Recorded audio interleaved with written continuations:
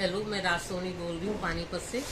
मेरे खांसी जो हुई थी तो मुझे राकेश सर ने जो दवाई दी है 15 ड्रॉप मैं जीभ पर डालती थी। उसके थोड़ी देर बाद में जीभ के नीचे। जीभ के नीचे जो फिर दूसरी सूखी दवाई दी थी पाउडर, वो मैंने शहद में मिला के दिन में 2-3 बार लिए। 3 दिन के अंदर मेरी खांसी बिल्कुल ही ठीक हो चुकी है। और कितनी मात्रा थी उसकी? चम्मच का चौथा? आधी चम्मच पाउडर लेती थी मैं और हाँ। 15 ड्रॉप में लिक्विड वाली लेती थी। जी। उससे कितनी बार ली वो? दिन में 3 बार लिए। 3 दिन के अंदर बिल्कुल ठीक हो गई है मेरी। अच्छा, वो चाटने वाला चूर्ण कैसे लिया आपने?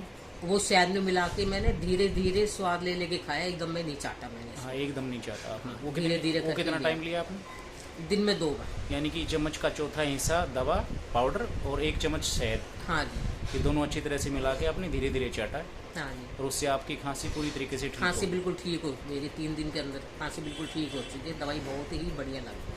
अब बिल्कुल ठीक है आप? अब ओके है, मैं बिल्कुल ओके। जी, थैंक यू। Thank you.